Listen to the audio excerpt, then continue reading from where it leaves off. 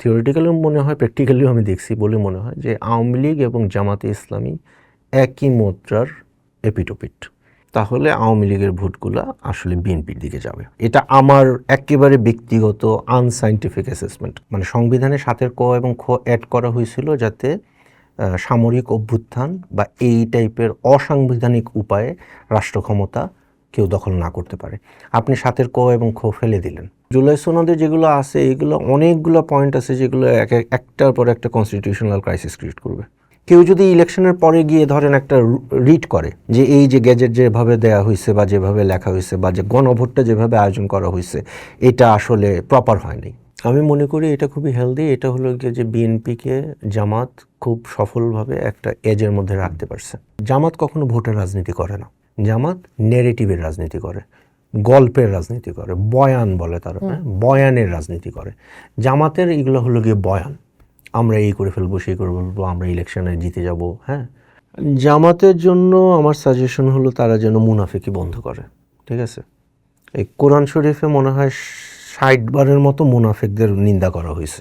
ধরেন বিএনপি চায় যে তার এক্সিস্টেন্সের জন্য আসলে আওয়ামী লীগকে দরকার। বিএনপি এটা চায়, বিএনপি বলছে আপনাকে যে জাতীয় সরকার খুব কসমেটিক কিছু একটা হলে হতে পারে। যে দুনিয়ায় কোন সরকারটা হাতে তুলে গণমাধ্যমকে স্বাধীনতা দিছে? প্রথম কথা তো হলো ভালো সাংবাদিকতা করতে হবে। জুলাই সনদ বেসিক্যালি হলো গিয়া যে বাংলাদেশের সংবিধানটাকে পরিবর্তন করে এক ধরনের মানে মার্কিনীকরণ করা হবে এটাকে। এই আওয়ামী লীগকে ইলেকশনে অংশগ্রহণ করতে না দেওয়ার মানে হচ্ছে যে 30-40% যেটা তাদের ভোট ব্যাংক ছিল বা ইউজুয়ালি মানুষ ভোট দেয়, তাদের ভোটাধিকার আপনি ঠিকমতো প্রয়োগ করতে দিচ্ছেন না। আপনার প্রশ্ন শোনা দরকার নেই। এক ধরনের নির্বাচনী আবহাওয়ার মধ্যে আছে এই মুহূর্তে দেশ। যদিও অনেকেই সংশয়ের কথা বলছেন নির্বাচন হবে কি না হলে ঠিক কী ধরনের নির্বাচন হবে, সেই নির্বাচনে ভোটারদের ঠিকঠাক মতের প্রতিফলন হবে কিনা এ নিয়ে নানা সংশয়ে আছে। কিন্তু আমরা জানি নির্বাচন জরুরি, গণতন্ত্রের পথের জন্য নির্বাচন জরুরি। ফলে দেখা যাচ্ছে রাজনৈতিক নেতা থেকে শুরু করে সাধারণ মানুষ থেকে শুরু করে মিডিয়া পর্যন্ত সবার কাছে নির্বাচনটাই আসলে এই মুহূর্তে মুখ্য। আমাদের আলোচনাও ঠিক এই জায়গাটিতেই। এবং যেহেতু মিডিয়া হিসেবে আমরা নানা রকম দায়িত্ব পালন করি, আমরা মনে করি এই মুহূর্তে যারা মতামত দিতে পারেন, কিভাবে দেখছেন পুরো নির্বাচনী পরিবেশটাকে, সেই জায়গাটায় আজকে আলোচনার জন্য আমরা আমন্ত্রণ জানিয়েছি নেত্র নিউজের এডিটর ইন চিফ জনাব তাসনিম খলিলকে। তাসনিম খলিল, স্বাগত জানাচ্ছি। ধন্যবাদ আপনাকে। প্রায় বলা যেতে পারে বছরখানেক আগে আমাদের আলাপ শেষ হয়েছিল একটা জায়গায় যে বাংলাদেশকে নির্বাচনের ট্রেনে উঠতে হবে, খুব জরুরি। নির্বাচনের ট্রেনে বাংলাদেশ উঠে গেছে। এখন কি দেখছেন পরিবেশ? ঠিকঠাক নির্বাচনটা বা আমি শুরুতে যেটা বলছিলাম যে কোন নির্বাচনটা হতে যাচ্ছে? ভালো একটা নির্বাচন হতে যাচ্ছে। আশা করছি যে বাংলাদেশের মানুষ তার ভোটাধিকার ফিরে পাচ্ছে এবং সেটা প্রয়োগ করবে এবং তার পছন্দের প্রার্থীকে ভোট দিয়ে তার প্রতিনিধি হিসেবে সংসদে পাঠাতে পারবে। সেক্ষেত্রে নানা রকম ইলেকশন ইঞ্জিনিয়ারিং এর কথা আসছে, যে প্রতিবারই আসে, কিন্তু এবার কি কোনো ভিন্ন কিছু যোগ হয়েছে বলে মনে করেন? প্রতিবারই একটা ইলেকশন ইঞ্জিনিয়ারিং এর কথা আসে এবং গত কয়েকটা ইলেকশন তো ইঞ্জিনিয়ারিং এর মধ্য দিয়েই হলো না। সো এই যে ইঞ্জিনিয়ারিং ছাড়া ইলেকশন হয়, এটা বিশ্বাস করাটা মানুষের জন্য কষ্টকর এখনো। এবং আমি যেমন সম্প্রতি আমি মনে হয় অক্টোবর থেকে এখন পর্যন্ত আমি প্রায় 6টা ডিভিশন ঘুরেছি, সাংবাদিকদের সাথে কথা বলেছি, সাধারণ মানুষের সাথে কথা বলেছি। ওই যে আগের ইলেকশনগুলোর অভিজ্ঞতা, যে ইলেকশন তো আগের রাতে হয়ে যায় বা ঠিকমতো রিপোর্ট করতে পারি না বা আরও নানা ধরনের ইঞ্জিনিয়ারিং যেগুলো থাকে, ওইগুলোর অভিজ্ঞতাগুলো, ওইগুলোর স্মৃতিগুলো এখনও মানুষের মধ্যে অনেক ফ্রেশ। মানে তারা যখনই নির্বাচনের কথা চিন্তা করে, তারা তখন ভায়োলেন্সের কথা চিন্তা করে, তারা তখন ইঞ্জিনিয়ারিংয়ের কথা চিন্তা করে, ভোট দিতে না পারা, ভোট দিতে পারবো কি না, বা লাইনে দাঁড়াবো, শুনবো যে ভোট দেওয়া হয়ে গেছে। সো এগুলো এখনও মানুষের স্মৃতিতে কিন্তু খুবই তাজা। হ্যাঁ, তো ওই দিক থেকে মানুষের মধ্যে একটা শঙ্কা এখনও আছে এবং এটা অন্তর্বর্তীকালীন সরকারের দায়িত্ব হবে যে মানুষকে আসলে একটা জায়গায় আস্থা দেওয়া, আর কি একটা আশ্বাস দেওয়া যে না, আপনারা ভোট কেন্দ্রে আসুন এবং ঠিকমতো ভোট দিন। আচ্ছা, এই যে আপনি বলছেন যে অন্তর্বর্তী সরকারের দায়িত্ব হবে আশ্বাস দেয়া, আশ্বাস দেওয়ার সময়টা কি এখনো আছে, নাকি এখন আসলে তার এই সরকারের অধীনে নির্বাচন সুষ্ঠু হবে সেই ভরসায় ভোটারের চলে যাওয়ার কথা? না, এই সরকারটাকে মানুষ এখন খুবই এই সরকারকে নিয়ে সাধারণত মানুষ খুবই নিরাশ, হ্যাঁ, এবং শঙ্কা তো আছে, মানে বিভিন্ন জায়গায় বিশেষ করে নিরাপত্তার দেয়ার দিক থেকে সরকার সম্পূর্ণরূপে ব্যর্থ। তো এই জায়গায় কিন্তু মানুষের মধ্যে ওই শঙ্কাটা কাজ করছে যে আমি যে ইলেকশনে ভোট দিতে যাব আদৌ ইলেকশনটা ঠিকমতো হবে কি না, ভায়োলেন্স হবে কি না, এবং সরকারের ওই জায়গায় আরও এখনও অনেক কাজ করা বাকি। ইলেকশন তো আগামী মাসের প্রথম দিকেই হবে। তো এই এখন থেকে ওই সময়টার মধ্যে সরকারকে আরও ডিরেক্টলি মানুষকে এসুরেন্সটা দিতে হবে। আমি আপনি আমাদের যে বয়স সাংবাদিকতা, সেখানে আমরা প্রায় অনেকগুলো সরকারের অধীনে নির্বাচন দেখলাম, তত্ত্বাবধায়ক সরকার দেখলাম, অন্তর্বর্তী সরকার দেখলাম, রাজনৈতিক সরকার দেখলাম, কোনো প্যাটার্নে সামরিক সরকারও দেখলাম। সেই সবগুলো সরকারের অধীনে নির্বাচনের সাথে যদি এই নির্বাচনটাকে তুলনা করি, আপনার কাছে কোন সময়টাকে আপনি এগিয়ে রাখতে চান যে they are doing good or they are performing good? কি মনে হয় এবং কেন মনে হয়? আমার মনে হয় 91-এর যে ইলেকশনটা ছিল সেটা তো মানে মোটামুটি স্ট্যান্ডার্ড ধরা হয়, খুবই ভালো ছিল, খুব একটা ছিল না। আবার 2008-এর যে তত্ত্বাবধায়ক সরকার খুবই বিতর্কিত ছিল, সেনা নিয়ন্ত্রিত ছিল। এইবারকার সরকার অন্তর্বর্তীকালীন সরকার, তত্ত্বাবধায়ক না, একটা গণ অভ্যুত্থানের পরে তারা এসছে, এটা একটা বড় পরিবর্তন। আর আরেকটা বিশাল পরিবর্তন সেটা হলো এবার আওয়ামী লীগ কিন্তু নাই ইলেকশনে। মানে বাংলাদেশের মূল দল বা বড় দুইটা দল, একটা বিএনপি একটা আওয়ামী লীগ, এখন আওয়ামী লীগ ছাড়া একটা ইলেকশন হতে যাচ্ছে। আমি বলবো যে এটা একটা বিশাল পরিবর্তন, এবং যাবতীয় যত ইলেকশন বা ভোটের হিসাব নিকাশ সব কিছু কিন্তু ওলটপালট হয়ে যাচ্ছে। ভোটের হিসাব নিকাশে আসার আগে একটা প্রশ্ন করতে চাই, একটা বড় রাজনৈতিক দল এই ভোটে অংশ নিচ্ছে না, তাতে সরকারের সুষ্ঠু নির্বাচন ক্ষেত্র তৈরি করার ক্ষেত্রে কেন এটা পয়েন্ট হচ্ছে? আওয়ামী লীগ হলো গিয়ে বাংলাদেশের অন্যতম বৃহৎ দল, পার্লামেন্টারি পার্টি, এবং এই আওয়ামী লীগকে ইলেকশনে অংশগ্রহণ করতে না দেওয়ার মানে হচ্ছে যে 30 থেকে 40% যেটা তাদের ভোট ব্যাংক ছিল বা ইউজুয়ালি মানুষ ভোট দেয়, তাদের ভোটাধিকার আপনি ঠিকমতো প্রয়োগ করতে দিচ্ছেন না। এটা তো একটা অগণতান্ত্রিক একটা সিদ্ধান্ত, এবং এই সিদ্ধান্তটা অন্তর্বর্তীকালীন সরকার যে নিয়েছে, ওরা অন্য দলগুলোর সাথেও কিন্তু ঠিকমতো কনসাল্ট করেনি। যেমন বিএনপির সাথে কোনো কনসালটেশন হয়েছে কিনা আমরা কিন্তু জানি না। এটা মোটামুটি একটা মব ক্রিয়েট করে আওয়ামী লীগকে এক রাতে বা 2 রাতে নিষিদ্ধ করার একটা ঘটনা ঘটেছে। তো এই যে, এবং এটার এফেক্ট কিন্তু এইবার আমরা ইলেকশনে দেখছি যে আওয়ামী লীগের ভোটগুলো কোথায় যাবে, এটা এখন একটা বিশাল প্রশ্ন। আপনি যেখানেই বাংলাদেশের যে কোনো প্রান্তে যান, যে কোনো আসনে যান, সেখানে কিন্তু আওয়ামী লীগের ভোটার যারা, তারা কোন দিকে ভোট দিবেন, এটা একটা বড় প্রশ্ন হয়ে দাঁড়িয়েছে।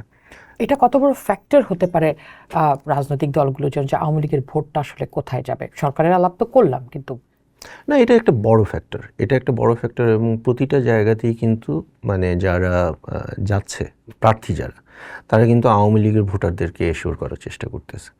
আওয়ামী লীগের সদস্য না, কিন্তু আওয়ামী লীগের ভোটার, আওয়ামী লীগের নেতাকর্মী অনেকেই তো পালিয়ে ইন্ডিয়ায় চলে গেছে বা অন্যান্য জায়গায় চলে গেছে, কিন্তু আওয়ামী লীগের যে কোর একটা ভোটিং ব্যাংক আছে। আমার মনে হয় ফেসবুকে কিছু রিল দেখছিলাম আমি কয়েকদিন আগে, গোপালগঞ্জের টুঙ্গিপাড়ায় যে আসনটা, সেখানে বিএনপির প্রার্থী হলেন জিলানি, সামথিং জিলানি। উনি ওইখানে বিভিন্ন মানুষজনকে গিয়ে ভোট চাচ্ছেন, তাদের কাছে বলছেন যে আমি আপনাদের ঘরের ছেলে, এবং লোকজন আবার রেসপন্ড করছে যে আমরা তো একসময় আওয়ামী লীগকে ভোট দিতাম, আপনি যেহেতু এখন আসছেন আমাদের কাছে, আমরা আপনাকে ভোট দেব। এটা মানে ওনার এটা ব্যক্তিগত যে প্রার্থী হিসেবে যে ফেসবুক পেজ, সেখানকার প্রচারণা। বাট এই যে জিনিসটা সব জায়গায় হচ্ছে। সুরঞ্জিত সেন গুপ্তর আসন যেটা দিরাইশাল্লাহ, সেখানে যেমন উনি একটা মানে বিশাল একটা স্টালওয়ার্ড ছিলেন ভোটের রাজনীতিতে।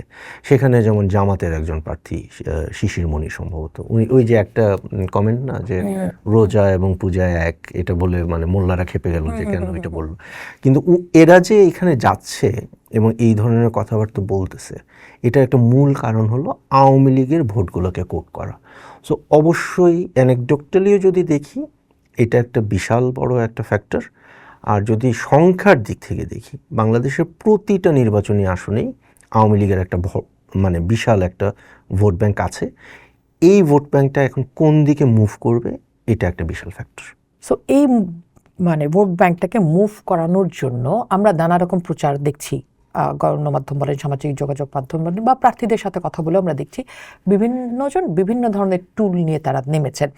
এখানে আপনি কাকে এগিয়ে রাখবেন এবং কি পন্থায় তারা আগাচ্ছেন সেটা একটু জানতে চাই, যে সেটাকে আপনি কতটা মানে এথিক্সের সাথে যায়। আরেকটা হচ্ছে, আপনি বলছিলেন একটু আগে যে আপনি নানা জেলায় ঘুরেছেন, সেখানে আপনি কি দেখতে পাচ্ছেন এই ভোট ব্যাংকগুলো নিয়ে আলোচনা? এটা খুব মানে একেবারে মানে ব্ল্যাক অ্যান্ড হোয়াইট বলা যাচ্ছে না যে এদিকেই যাবে বা ওইদিকে যাবে। একটা হলো দলগতভাবে যদি চিন্তা করি তাহলে আওয়ামী লীগের ভোটগুলো আসলে বিএনপির দিকে যাবে। এটা আমার একেবারে ব্যক্তিগত আনসাইন্টিফিক অ্যাসেসমেন্ট, কারণ আমি কথা বলেছি ম্যাক্সিমাম 10টা লোকের সাথে। কিন্তু আবার কিছু কিছু জায়গায় যেটা দেখছি সেটা হলো যে যেখানে প্রার্থীদের ব্যক্তিগত ইমেজটা স্ট্রং, প্রার্থীদের একটা এক্সট্রা একটা এফোর্ট আছে যে না, ফর এক্সাম্পল আওয়ামী লীগের ভোটারদেরকে একটু বেশি এশিওর করি, তাদের সাথে একটু বেশি কথা বলি। ধর্মীয় সংখ্যালঘুদেরকে কোট করার একটা ব্যাপার আছে, যে মানে সাধারণত বলা হয় যে হিন্দু সম্প্রদায়ের লোকজন আওয়ামী লীগকে ভোট দেন বা দিতে চান, যেহেতু তারা এইবার আওয়ামী লীগকে ভোট দিতে পারবেন না, সেক্ষেত্রে তারা কোন দিকে ভোট দিবেন।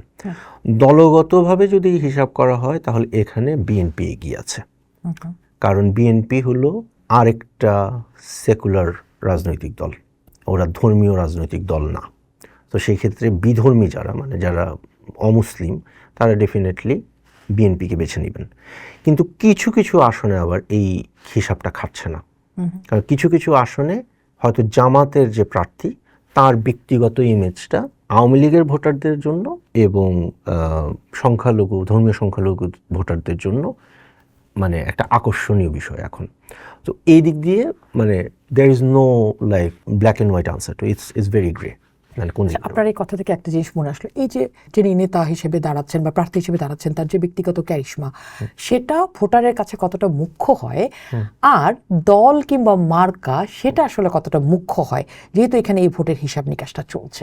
বেশিরভাগ ক্ষেত্রে মার্কাটা মুখ্য হয়, কিন্তু কিছু কিছু আসনে যেখানে ক্যারিশমাটিক প্রার্থী থাকে সেখানে কিন্তু ক্যারিশমাটিক প্রার্থীটার ইমেজটা মুখ্য হয়ে যায়। সো বেশিরভাগ, আবার বলতেছি যে বেশিরভাগ আসনে প্রার্থী দেখেই মানুষজন ভোট দেয়, কারণ আমাদের যে কালচার, যেটা নির্বাচনী কালচার যেটা, সেটা মূলত হলো গিয়ে যে দল যাকে মনোনয়ন দিবে মানুষ তাকেই ভোট দেবে না। কিন্তু এর মধ্যে আবার কিছু মানুষ চলে আসে যারা খুব স্ট্রং ক্যারেক্টার, তাদের রুমিন ফারহানার যেমন একটা ভিডিও আসলো না যে বুড়ি আঙ্গুল দেখা, হ্যাঁ গতকালকে দেখলাম। এটা সবাই surprisingly people appreciate her. No, I appreciated her gesture for whatever reason. So, Rumi ফারহানাকে এমনিতে আমি খুবই পছন্দ করি, মানে সো বলা উচিত না, হ্যাঁ যদিও বলা উচিত না, আমরা ওই আসনে ভোটার না, আমি তো ভোটারই না, আপনি আচ্ছা আমিও না, আমি দুই এলাকার ভোটার। আচ্ছা সো এই দিক দিয়ে মানে কিছু কিছু আসনে এইরকম মানে স্ট্রং প্রার্থী, খুব কালারফুল ক্যারেক্টার, এদেরকে মানুষ পছন্দ করে। কিছু কিছু জায়গায় আছে যে মানুষ বলে এই মানে কোন মার্কা নিয়ে এই প্রার্থী দাঁড়াইছে এটা আমরা দেখি না, ওই আমাদের এলাকার ছেলে বা হোয়াট এভার কিছু একটা এলাকার মেয়ে, এই জন্য আমরা তাকে ভোট দিব। হ্যাঁ, কিন্তু বেশিরভাগ জায়গায় মানুষ মার্কা দেখেই ভোট দেয়। আচ্ছা, ধরেন এই যে তার ক্যারেক্টার নিয়ে, প্রার্থীর ক্যারেক্টার নিয়ে দেখে বা ক্যারিশমাটিক ক্যারেক্টার দেখে যারা আসলে ভোট দেন, এই যে যখন আমি নমিনেশন দিই দলগুলো, তখন কি আসলে এটা মাথায় রাখে দলগুলো আমাদের চর্চাটা কি দেখতে পান এবং কেন রাখে না? এবং একই সাথে আমরা দেখি আবার যে জোটের আসন ভাগাভাগির ব্যাপারটা যখন হয় তখন ক্যারিশমাটিক ক্যারেক্টারটাকে বসিয়ে দেওয়া হয়। এরকম আমরা অন্তত বিএনপির 6 জনের নাম আমি বলতে পারবো যাদের আসলে বসিয়ে দেওয়া হয়েছে এই আসন ভাগাভাগির কারণে। তাহলে কোন হিসাব আসলে এই রাজনৈতিক দলগুলো ভোটারদের জন্য করেন আর প্রার্থীর জন্য করেন এবং নিজের দল বাঁচানোর জন্য করেন? বিএনপি বলেন বা জামাত বলেন, এই দুইটা দলের শীর্ষ নেতৃবৃন্দের সাথে আমার কথা হয়েছে এবং তাদের দুই দলেরই দাবি হলো যে তাদের একটা থার্ড পার্টি জরিপ তারা করছে এবং প্রতিটা আসনে কে ভালো প্রার্থী কে খারাপ প্রার্থী তারা ওই জরিপের ভিত্তিতে এটা তারা ডিসাইড করছে। এইবার যেমন একটা জিনিস খুব নতুন হয়েছে, সেটা হলো যে আগের ইলেকশনগুলোতে আপনি তো টিভিতে ছিলেন তখন, যে ওই যে মনোনয়ন বোর্ড বসতো, তারপরে সবাই গিয়ে সাক্ষাৎকার দিয়ে আসতো, তারপরে মনে করেন না সেগুলো কভার করতে করতে জানবে হয়ে যেত। হ্যাঁ, মানে এইবার সাংবাদিকদের একটু সুবিধা হয়েছে আর কি, ওই যে পার্টি অফিসের সামনে বসে বসে লাইভ দেওয়া বিপার দেওয়া এগুলো করতে হয়নি। সো ওরা বলতেছে যে এবার তারা প্রতিটা এলাকায় জরিপ করছে এবং জরিপ করে সবচেয়ে ভালো যে প্রার্থীটা তাকেই তারা দিছে। এখন এইটা কতটুকু জরিপ কতটুকু একুরেট ছিল সেটা ইলেকশনের নাইটে বোঝা যাবে। না, আমার কথা হচ্ছে এই যে চর্চাটা, আমি আসলে আপনাকে তো মানে রাজনৈতিক দলের এই যে প্র্যাকটিসটা, যে আমি আসলে আসন ভাগাভাগির জন্য, জোটের সুবিধার জন্য আমি আসলে এই কাজটা করছি, বা আমার দলের নমিনেশন বাণিজ্যের জন্য আমি এটা করছি, যেটা নমিনেশন বাণিজ্য তো হয় আমাদের সব নির্বাচনে। তাহলে দিন শেষে একটা রাজনৈতিক দল তার ভোটারের কথা, তার মানুষের কথা কতটা মাথায় রাখে? দিন শেষে নির্বাচন হলে at the very basic level আপনি মনোনয়ন বাণিজ্য করেন বা জোটের রাজনীতি করেন বা যাই করেন না কেন, একটা রাজনৈতিক দলকে সারভাইভ করতে হলে, সারভাইভ অ্যান্ড থ্রাইভ করতে হলে তাকে এমন প্রার্থী মনোনয়ন দিতে হবে যাকে ভোটাররা ভোট দিবে। যদি কোনো দল এটা করতে ব্যর্থ হয় তাহলে ইভেনচুয়ালি কিন্তু তারা ভোটে হারবে এবং রাজনীতি থেকে তারা ছিটকে পড়ে যেতে বাধ্য হবে। যেটা ধরেন আওয়ামী লীগের আমলে একটা সমস্যা কী হয়েছে, এলাকার জনগণের সাথে বিন্দুমাত্র সম্পর্ক নাই এরকম লোকজন টাকা দিয়ে বা ডিজিএফআইয়ের রিপোর্টে বা সুপারিশে বা অমুক নেতার ইয়েতে তদবিরে তারা মনোনয়ন পাইছে, হ্যাঁ, এবং একটা সাজানো ভোটের মাধ্যমে তারা সংসদ হয়েছে, কিন্তু হয়তো এলাকায় তাদের জীবনে যায়ও নাই এরকম লোকজন ছিল। আজকে দেখেন আওয়ামী লীগের অবস্থা কি, মানে যখন মানে গণ অভ্যুত্থানটা হলো, ভোটাররা কিন্তু আওয়ামী লীগের যে যারা লোক অস্টেন্সিভলি 24 সালে যাদেরকে এতগুলা ভোট দিয়ে একটা এমপি বানালো, হ্যাঁ, এলাকার জনগণ কিন্তু তাদের এমপি সাহেবকে বাঁচাতে আসেনি। সো একটা পার্টি যদি একেবারেই মানে জনগণের মতামতকে মূল্য না দেয় তাহলে তাদের মৃত্যু উই ক্যান প্রেডিক্ট দ্যাট, না, যে একসময় তারা ইররিলেভেন্ট হয়ে যাবে। এই যে ধরেন অতীত থেকে শিক্ষা, আওয়ামী লীগ থেকে তো আসলে শিক্ষা নেওয়া উচিত রাজনৈতিক দলগুলোর। আপনার কাছে কি মনে হয় যে 24-এর পরে সেই শিক্ষা বড় রাজনৈতিক দলগুলো কতটা নিল, কি করতে হবে আর কি করতে হবে না? মানে এই 1.5 বছরে, 15 মাসে, মানে 15 বছরের পর 15 মাসে আসলে শিক্ষাটা কি দেখতে পাচ্ছেন? খারাপ যেটা দেখতেছি সেটা আমি দেখি যে জামাতে ইসলামীর বিভিন্ন কর্মকাণ্ড, এটা দলীয়ভাবে বা তাদের সমর্থক বা তাদের পলিসি মেকারদের কর্মকাণ্ড, it's sort of A reflection of Awami League যা করছে। Like for example Awami League আমলে আমরা দেখছি না টিচারদেরকে হেনস্থা করা বিভিন্ন জায়গায় হয়েছে, কিন্তু চিটাগাং ইউনিভার্সিটিতে মাইদুল ইসলামের ক্ষেত্রে যে ঘটনা, আমরা এখন দেখি আবার একই জিনিস হচ্ছে ইয়েতে বিভিন্ন বিশ্ববিদ্যালয় করতেছে, শিবিরের পোলাপাইন যেগুলো আছে তারা।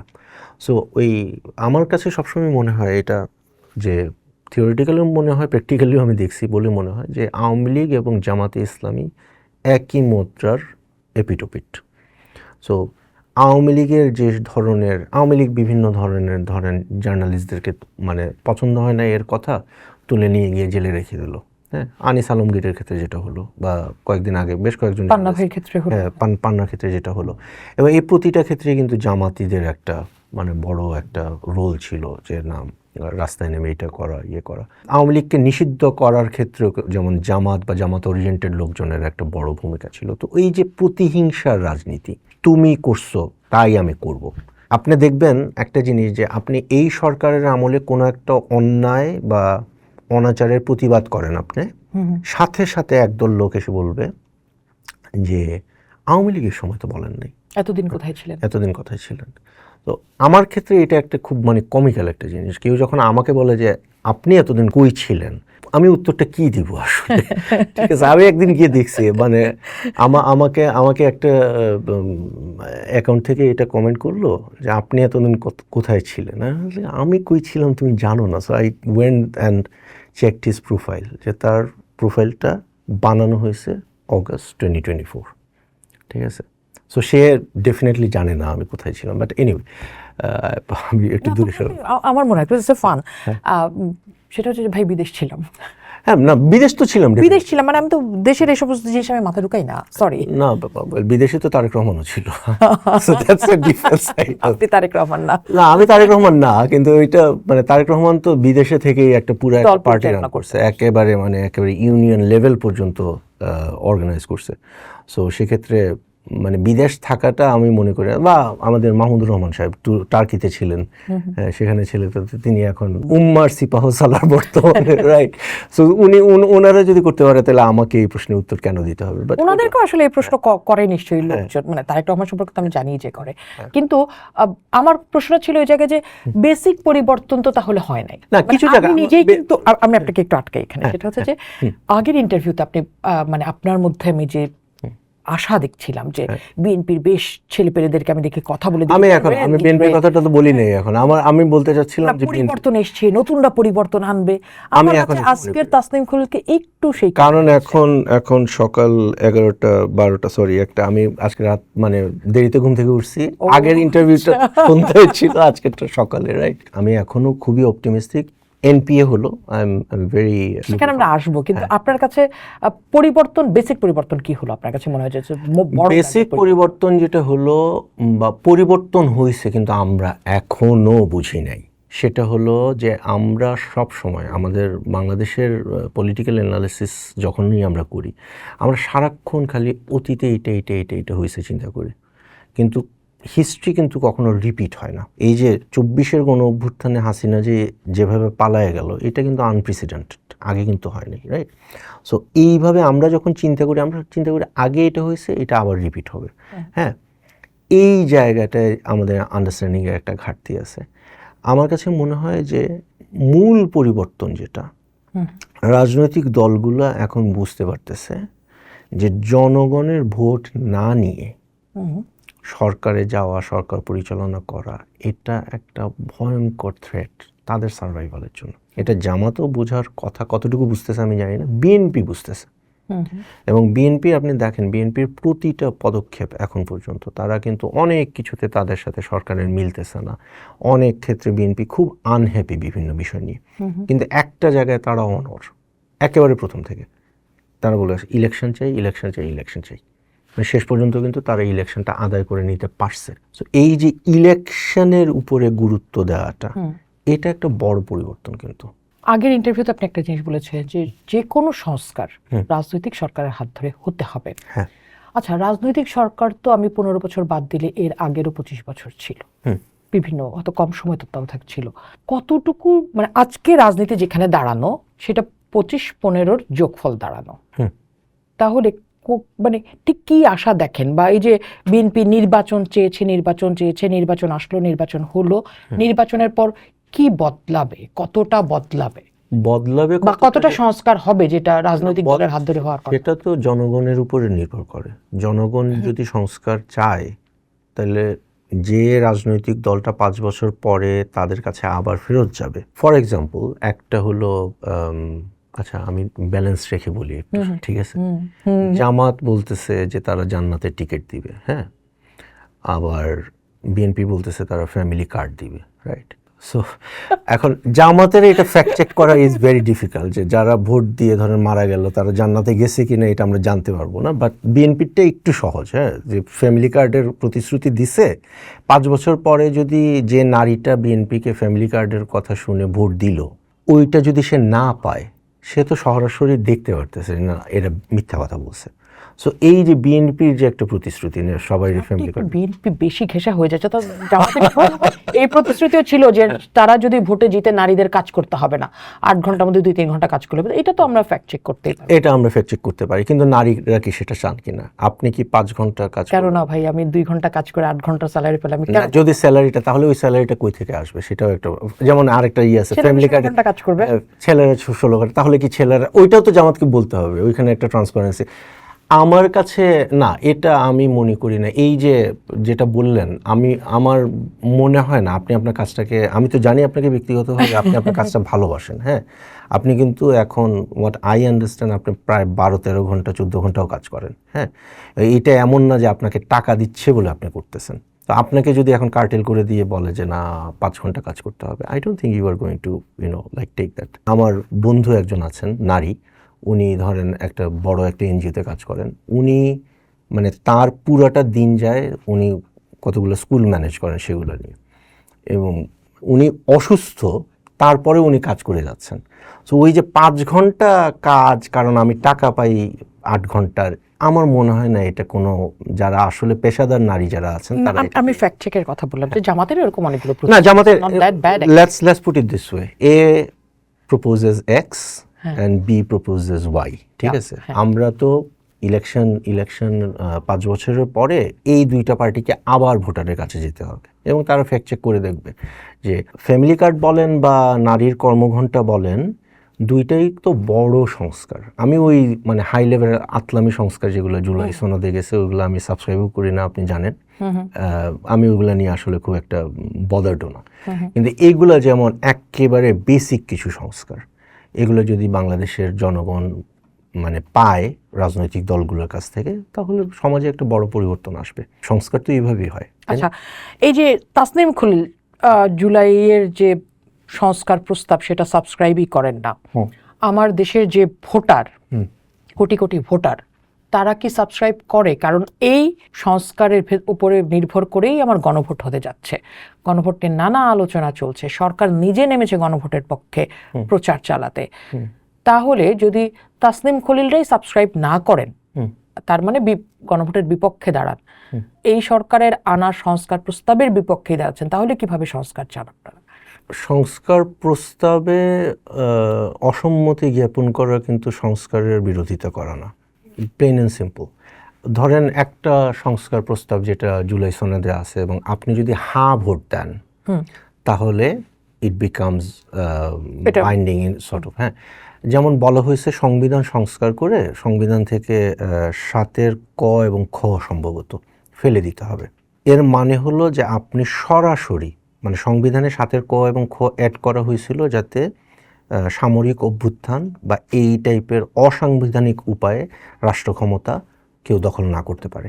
আপনি 7 ক এবং খ ফেলে দিলেন, এর পরের দিন থেকে আপনি সংবিধানের মধ্যে আপনি একটা লুপহোল রেখে দিচ্ছেন, অসাংবিধানিক উপায়ে সংবিধানের বিরুদ্ধে অপরাধ করে রহিতকরণ করে আপনি ক্ষমতায় যেতে পারবেন। আপনি বলেন যে কোনো বেসিক গণতন্ত্রে বিশ্বাসী কোনো মানুষ এই প্রস্তাবের পক্ষে হ্যাঁ বলতে পারে কিনা? এই যে সংস্কার হয়েছে, যেটা এই সংস্কারে কোন ডেমোক্রেটটা হ্যাঁ বলবে? ওনারা তো একটা বলেছে যে উদ্ভট একটা গণভোটের প্রশ্ন বলেও খুবই উদ্ভট টাইপের। হ্যাঁ, এইগুলো হইলে আপনি হ্যাঁ বলেন, না হইলে না। আরেকটা কথা বলি আমি আপনাকে, ঠিক আছে? সেটা হলো যে ফরিদপুর আর কুমিল্লা বিভাগ করা হবে, ঠিক আছে? তাহলে নোয়াখালীর লোকজন কি দোষ করলো? এখন যদি নোয়াখালীর লোকজন বলে যে না আমরা নোয়াখালী বিভাগ চাই, হ্যাঁ, এটা তো তার গণতান্ত্রিক দাবি, তো নোয়াখালীর লোকজন তাইলে গণভোটে না দিতে হবে। ফরিদপুর এবং কুমিল্লাকে আপনি বিভাগ করে দিতেছেন কিসে? এটা মানে কিসের বেসিসে? কোন পার্টি? আবার ইন্টারনেট বেসিক রাইটের জায়গা। হ্যাঁ, ইন্টারনেট বেসিক রাইট এটা আমিও মানি, ঠিক আছে? ইন্টারনেট বেসিক রাইট এটা আমিও মানি, কিন্তু এইটাকে যে প্রক্রিয়া এবং সবচেয়ে বড় কথা, আমরা সংস্কার বলতেছি, আমরা কিছু মূল জায়গায়, আপনি একজন নারী এবং আপনি একজন সাংবাদিক, আমি ওইভাবে বলি, ঠিক আছে? আপনার যে নারী সংস্কার কমিশন ছিল, হ্যাঁ, যেটা ইউনূস সাহেবরা খুব মানে বড় বড় কথা বললো যে নারী অধিকার প্রতিষ্ঠা হবে, এইটা হবে সেটা হবে, নারী সংস্কার কমিশনের যে ইয়েগুলো ছিল, যে দাবিগুলো ছিল, কোথায় সেগুলো? এখন একটা জায়গায় দেখান যে তাদের এই দাবিগুলো ঠিক মতো ক্যারি আউট করা হয়েছে। তারপরে আরেকটা বলি, সাংবাদিক, যেহেতু নারী বললে তো হবে না, সাংবাদিকেরটাও বলে নিই। গণমাধ্যম সংস্কার কমিশনের ভালো ভালো কিছু দাবি ছিল, ঠিক আছে? একটাও নয়। আপনি যদি দেখেন এই যে সংস্কার বা জুলাই সনদ যেটা বলে না, জুলাই সনদে এই হবে সেই হবে, জুলাই সনদ বেসিক্যালি হলো গিয়া যে বাংলাদেশের সংবিধানটাকে পরিবর্তন করে এক ধরনের মানে মার্কিনীকরণ করা হবে। এটাকে আমেরিকায় 2টা কক্ষ আছে, সেইভাবে 2টা কক্ষ করা হবে, ঠিক আছে? আমেরিকায় একটা প্রেসিডেন্ট 2 টার্মের বেশি থাকতে পারে না, বাংলাদেশে ওই 10 বছরের একটা সিস্টেম করছে যে একটা প্রধানমন্ত্রী 2 বছরের বেশি থাকতে পারবে না। সো পুরা একটা আমেরিকানাইজেশন অফ বাংলাদেশের সংবিধান, এটা একটা মানে কি বলে আপনাকে, খুবই উদ্ভট একটা সংস্কার প্রস্তাব হয়েছে। এবং আমি মনে করি যে এই একটা তো আমি আপনাকে মানে আপনি যদি বাংলাদেশের সংবিধান রহিতকরণ করে এই সামরিক অভ্যুত্থান হবে না, এটা যদি আপনি মনে করেন যে এটা একটা ইম্পর্টেন্ট পয়েন্ট, তাহলে আপনাকে না ভোট দেওয়া উচিত। বাঙালি পরিচয় মুছে দিয়ে বাংলাদেশি। আমি বাঙালি না, আমি সিলেটি, সো আমার I don't have any comment on this. আচ্ছা, হ্যাঁ, আমাদের ভাষা তো আমরা ছাড়া বাকিরা বেঙ্গলি। হ্যাঁ, বেঙ্গলিদের সাথে আমাদের কোন। আচ্ছা, আরেকটা হচ্ছে যে ধরেন যে 2-7-72 ধারায় যেটা আছে সংবিধান, যে মূলনীতি 4টা, বাঙালি জাতীয়তাবাদ, গণতন্ত্র, সমাজতন্ত্র এবং ধর্মনিরপেক্ষতা, এটাকে বদলে দিয়ে বেশ চমৎকার কিছু শব্দ, যে সাম্য, তারপর মানবিক মর্যাদা, সামাজিক সুবিচার এবং ধর্মীয় স্বাধীনতা ও সম্প্রীতি। এইটার সাথে মানে এই যে শব্দের যে খেলা, সাধারণ মানুষকে এটা বোঝে যে সাম্য এবং সামাজিক সুবিচার আসলে কি, এই শব্দগুলো না বুঝিয়ে আমি যখন গণভোটে যাচ্ছি, আপনার কাছে কি মনে হয় যে এটা ঠিক কি ধরনের প্রতিফলন ঘটতে যাচ্ছে? মানে আমরা যদি বলি যে সাধারণ মানুষ কি বুঝে আসলে ভোটটা দিল, ইনফর্মড? আমি নিজেই বুঝি না সাধারণ মানুষের কথা, আমি কিভাবে বলবো? আমি তো ওদের মানে আমি নিজেই অনেক কিছু বুঝি না। এই যে কি বললেন না যে সাম্য, সামাজিক, আমিও বুঝি না সামাজিক সুবিচার, তারপর ধর্মীয় স্বাধীনতা এবং সম্প্রীতি, কিন্তু আমি ধর্মনিরপেক্ষতা বাদ দিয়ে দিলাম। না, ধর্মনিরপেক্ষতার দুইটা মডেল হতে পারে। একটা হলো দ্য ফ্রেঞ্চ মডেল, সেটা হলো ধর্মনিরপেক্ষতা বলতে গেলে পাবলিক স্ফিয়ারে ধর্মহীনতা। আবার আরেকটা মডেল হলো যে মানে আমেরিকার যে মডেলটা, ধর্মীয় স্বাধীনতা মডেল। এটাকে আরো ক্লিয়ারলি ডিফাইন করা উচিত। ধর্মীয় স্বাধীনতা এবং সম্প্রীতি, স্বাধীনতা সরকার বা রাষ্ট্র এনফোর্স করতে পারে, এটা একটা। ধর্মীয় স্বাধীনতা হলো গিয়ে একটা নেগেটিভ রাইট, আমি টেকনিক্যালি অত বেশি বলতে চাই না। আবার সম্প্রীতি, এখন আপনি হিন্দু, আমি মুসলমান, বা আপনি আস্তিক, আপনি আমি নাস্তিক, হোয়াটএভার, আপনার এবং আমার মধ্যে সম্প্রীতি, এটা কি সাংবিধানিকভাবে কিভাবে এনফোর্স হয়? এটাতে একটা উদ্ভট একটা কথা না? হ্যাঁ, আমি আপনার, এটা আমার ধর্মীয় স্বাধীনতা, আপনি একজন আস্তিক হিসাবে আপনার ধর্মীয় স্বাধীনতা হলো যে আপনি বলা যে তুমি নাস্তিক, তুমি কাফের, তুমি জাহান্নামে যাবে বা হোয়াটএভার। এইটা মানে খুব যে সম্প্রীতিমূলক কোনো একটা আচরণ হবে সেটা না, কিন্তু এটাও আপনার ধর্মীয় স্বাধীনতা। সো এই যে উদ্ভট শব্দমালা কিছু, হ্যাঁ, স্বাধীনতার সাথে আবার সম্প্রীতিকে অ্যাড করা, এটার দার্শনিক ব্যাখ্যা কি? এবং সবচেয়ে বড় কথা হলো এটা কারা বসে ঠিক করছে? লোকগুলা কারা? আমি জানি না। মানে আমি তো দেখলাম যে বিভিন্ন রাজনৈতিক দলের মানে এইগুলো ব্রডকাস্ট করে দেখানো হলো, হ্যাঁ, বিভিন্ন রাজনৈতিক দল যাচ্ছে, সেখানে গিয়ে তারা মানে এই বাংলাদেশের সংবিধান তো আমরা দেখেছি, কিন্তু আপনার কাছে কি মনে হয় এরা কারা? এই যারা একজন হলেন গিয়ে আমেরিকা থেকে আসছেন, আমার অত্যন্ত প্রিয় মানুষ, এই জন্য নাম বলতেছি না। উনি আমেরিকা থেকে উড়ে আসছেন, হ্যাঁ, এবং আমার কাছে যেটা মনে হয়েছে যে ওনাদের কারোরই আসলে বাংলাদেশের যে সাংবিধানিক টাক্সিস এগুলো যা কিছু ছিল, এগুলোর ব্যাপারে কোনো স্পষ্ট কোনো আইডিয়াও ছিল না। যেখানে এবং এই আইডিয়া ছিল না বলেই আপনি দেখবেন যে বিএনপির যে সালাউদ্দিন আহমেদ, উনি কিন্তু ওইখানে বসে বসেই অনেক কিছু একেবারে নাকচ করে দিচ্ছেন, এবং মানে খুব ক্লিয়ার পয়েন্ট বলে দিচ্ছেন এগুলো। হ্যাঁ, সো এটা একটা বড় প্রবলেম। আমি মনে করি যে সংবিধান সংস্কার হবে, এটা শুধুমাত্র রাজনৈতিক দলগুলো বসে কেন ঠিক করবে? সাধারণ মানুষের উপস্থিতি। হ্যাঁ, না, আপনি যদি দেখেন ফর এক্সাম্পল সংস্কারের যে আলাপটা বা জুলাই সনদ যে বানালো, সেখানে নারীদের কোনো প্রতিনিধিত্ব নাই। সাংবাদিকদের স্বাধীনতা, গণমাধ্যমের স্বাধীনতার জন্য একটা সংস্কার কমিশন করা হলো, সাংবাদিকরা সেই রুমের আলোচনায় নাই। আপনি ধরেন পুলিশকে সংস্কার করবেন, আপনি আরও সিকিউরিটি সার্ভিসেসকে সংস্কার করবেন। হ্যাঁ, শেখ হাসিনার আমলে সবচেয়ে বড় যেটা মানবাধিকারের ক্রাইসিস ছিল, গুম এবং বিচার বহির্ভূত হত্যাকাণ্ড, আপনি মানবাধিকার কর্মীদের কাছে একটাবার গিয়ে জিজ্ঞেসও করেন নাই যে আমরা কি র্যাবকে রাখবো, ডিসব্যান্ড করে দিব, যেটা অনেক দিন ধরে দাবি করা হচ্ছে, ডিজিএফআইকে রাখবো নাকি ডিসব্যান্ড করে দিব। কি উদ্ভট একটা জিনিস দেখেন, মানে আপনি বাংলাদেশে কি বলে তথাকথিত ফেসিবাদ ফেরানো পথ আটকাবেন, আপনি ফোকাস করতেছেন সংবিধানের 70 অনুচ্ছেদের উপর, ওকে, আপনি ফোকাস করতেছেন কুমিল্লা বিভাগ হবে নাকি নোয়াখালী বিভাগ হবে না সেটার উপর, হ্যাঁ, অথচ আপনার জুলাই সনদে আপনি ডিজিএফআইকে কী করবেন, যারা আয়নাঘর বানাইছে, যারা আয়নাঘর অপারেট করছে, এটার ব্যাপারে আপনি কোনো কথা বলবেন না। আপনি র্যাব যে মানুষকে মেরে নৌকায় তুলে নিয়ে গিয়ে এই শীতলক্ষেত্রে না কোথায় ভাষায় দিল, এই স্টার নিউজে সম্ভবত একটা ইনভেস্টিগেটিভ রিপোর্টও আছে, একটা কথা নাই। এটা কিসের সংস্কার? আর বড় বড় কথা, ভোট দিলে ফেসিবাদ আর জীবনে ফিরে আসবে না। কিভাবে ভাই? আমি তো বুঝি না। সো কোনো মানুষ, এটা একটা কমপ্লিটলি একটা, আমি বলবো একটা সাজানো একটা মানে কোরিওগ্রাফড একটা শো ছিল, এবং এটাতে আদৌ কি সংস্কার হবে এটা আমার মাথায় ঢোকে না। মানে রাজনৈতিক দল আসলে আমি যদি হাঁ ভোট দিই, তাহলে আমার তো আরো 6 মাসের সময় পাবে রাজনৈতিক দলগুলো সেই সংস্কারের জন্য। আপনার কি তারপরেও মনে হয় না যে আসলে ওই পরের 6 মাসটা একটা কেওটিক 6 মাস হয়ে যাবে বলে কি আপনি মনে করেন? না, এখানে অনেক কিছু আছে যেগুলো মানে রাজনৈতিক দল তো বাধ্য তখন করবে। জুলাই সনদে যেগুলো আছে এগুলো অনেকগুলো পয়েন্ট আছে যেগুলো একটার পর একটা কনস্টিটিউশনাল ক্রাইসিস ক্রিয়েট করবে, একটার পর একটা কনস্টিটিউশনাল ক্রাইসিস ক্রিয়েট করবে। এবং এগুলো আসলে রাজনৈতিক নতুন যে সরকারটা আসবে সে এইটা কিভাবে সামলাবে। এই যে গ্যাজেট যেটা দেওয়া হয়েছে এইটা কি সাংবিধানিক কিনা এটাই তো এখনো মানে ডিসাইডেড হয়নি। কেউ যদি ইলেকশনের পরে গিয়ে ধরেন একটা রিট করে যে এই যে গ্যাজেট যেভাবে দেওয়া হয়েছে বা যেভাবে লেখা হয়েছে বা যে গণভোটটা যেভাবে আয়োজন করা হয়েছে এটা আসলে প্রপার হয়নি, এটাই তো একটা মেজর ক্রাইসিস হয়ে যাবে। আর এর থেকে বড় প্রশ্ন, আমরা কেন ধরে নিচ্ছি যে ভোট জয়যুক্ত হবে? কারণ সরকার প্রচার চালাচ্ছে। না, সরকার এই সরকার তো জুলাই অভ্যুত্থান থেকে উঠে আসা সরকার, এই সরকারের উপরে বেশ বড় একটা অংশের মানুষের এক ধরনের বলা যেতে পারে সমর্থন রয়েছে।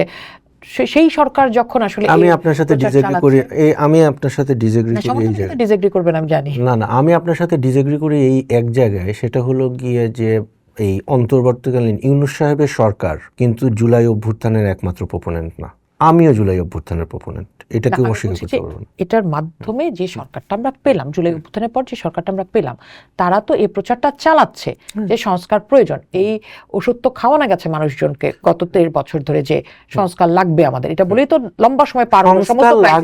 সংস্কার লাগবে এটা কেউ অস্বীকার করে নাই। কেউ একটা মানুষ পাবেন না যে বলবে সংস্কার লাগবে না। কিন্তু যে প্রক্রিয়াটায় বলা হচ্ছে যে সংস্কার, এই সংস্কারের নামে আমাদেরকে কি গেলানো হচ্ছে? ফারহানা, আমি আবার বলি, 7 ক এবং খ আপনি সংবিধান থেকে বাদ দিয়ে দিলেন, যেখানে স্পষ্ট বলা আছে যে বাই ফোর্স আপনি ক্ষমতা দখল করে সংবিধানকে রহিতকরণ করতে পারবেন না। It's a safeguard against military takeovers. সাংবিধানিকভাবে আপনি সেটাকে তুলে দিয়ে আপনি একটা লুপহোল ক্রিয়েট করে ফেললেন। এখন পারবে এই হাঁ ভোটে এটা হয়ে যাওয়ার মানে, পরের দিন যদি কেউ কোনো জেনারেল সাহেবের মনে হয় যে আমি ট্যাঙ্ক নিয়ে গিয়ে I don't know what ever সংসদ ভবন ঘিরে রেখে আমি বলবো যে সংবিধান আজকে থেকে ওই আবার সামরিক স্বৈরাচারের যুগে আমরা ফেরত যাচ্ছি। 91 থেকে আমরা যে লিবারাল ডেমোক্রেসি, সাংবিধানিক ডেমোক্রেসির পথে যা আমরা স্টেপ ফরওয়ার্ড করলাম, আমরা আবার ওই দিকে ফেরত যাব। এবং সরকার যেগুলো করতেছে, হ্যাঁ, কিসের ভিত্তিতে করতেছে? মানে কি আপনি বলতে চাচ্ছেন আবার সেই 111 সরকারের দিকে আমরা হাঁটছি? হতে পারে সেটা। আমি তো সংবিধান থেকে সরাই দিচ্ছি। মানে আমরা যতই আগের সরকারগুলোকে গালাগালি করি না কেন, কিছু জায়গায় তো তারা ঠিক ছিল। সংবিধানে তো একটা আমাদের যে আমরা পোস্টকলোনিয়াল একটা স্টেট, হ্যাঁ, আমাদের সংবিধানে তো আসলে সামরিক অভ্যুত্থান বা এই টাইপের উল্টাপাল্টা যে সমস্ত মিসঅ্যাডভেঞ্চার হয় এগুলোর বিরুদ্ধে একটা সেফগার্ড থাকা উচিত। এটা তো সবাই স্বীকার করবে। তো এখন আপনি হাস্যকর জিনিস চিন্তা করেন যে এরা বলে, মানে সরকারের প্রচারণার কথা আপনি বললেন, সরকার প্রচার করে বেড়াচ্ছে যে পজিটিভ, হাঁ দিলে আপনি কি ফেসিবাদ আর ফেরত আসবে না। হ্যাঁ, আমি যদি বলি যে আমি সাংবাদিক হিসাবে প্রচারণা করতে পারতেছি না, আমি একেবারে হাইপোথেটিক্যালি বলতেছি, আমি যদি কালকে নেমে এখন বলতে শুরু করি যে হাঁ ভোট দিলে বাংলাদেশে সামরিক অভ্যুত্থান আবার আসবে, বা এটলিস্ট একটা থিওরিটিক্যাল একটা জায়গা এটা ক্রিয়েট হইল, মানা করতে পারবে কেউ?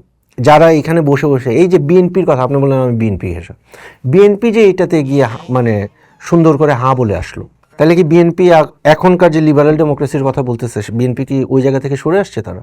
সো এই প্রশ্নগুলোর কোনো উত্তর নাই। তো আপনি এই যে 48টা না 43টা হোয়াট এভার তারা পয়েন্ট যেগুলো বলছে, কিছুগুলো গিয়ে এরকম মানে খুবই থ্রেটেনিং, খুবই ভয়ঙ্কর, আর কিছু তো হাস্যকর।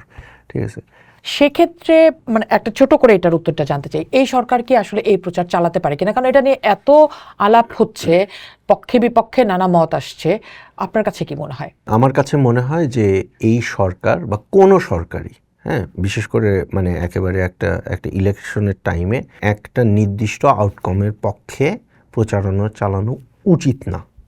এটা লিগ্যালিটির প্রশ্নে আমি যাচ্ছি না, উচিত না। যদি আপনার সরকার যদি মনে করে যে আপনি যে জুলাই সনদ করছেন এটাই ফাইনাল, তাহলে আপনি জনগণের কাছে গিয়ে ভোট চাওয়ার নাটকটা কেন করবেন? Plain and simple. Sarkar, for example, সরকারের কাছে যদি মনে হয় যে জামাতে ইসলামী ক্ষমতায় আসা ভালো, তাহলে সে এখন জামাতে ইসলামের পক্ষে প্রচার করে না কেন, বা বিএনপির পক্ষে প্রচার করে না কেন? এটাও তো একটা ইলেকশন। আপনি জনগণের কাছে গিয়ে একদিকে বলতেছেন যে আপনারা ডিসাইড করেন যে হ্যাঁ বলবেন না না বলবেন, আবার উল্টা আপনারা কি বলতেছেন, আপনাদের প্রতিটা পেজ থেকে আপনারা প্রচারণা করতেছেন হ্যাঁ দিলে এটা পাবেন আর না দিলে এটা পাবেন না। এটা তো সুস্পষ্টভাবে একটা পক্ষ নেওয়া এবং নির্বাচনী আচরণবিধি ভঙ্গ। নির্বাচনী আচরণবিধি ভঙ্গ কিনা এটা এখনো সাবজেক্ট টু ডিবেট। কেউ কেউ এক একটা কথা বলতেছে, আমি এখনো কনভিন্স না পুরোপুরি আচরণবিধি ভঙ্গ কিনা, ঠিক আছে, কিন্তু এটা ইমমরাল। এবং আমি তো বলবো যে এটা তো একটা নাটক হচ্ছে। তাহলে এটা একটা নাটক না।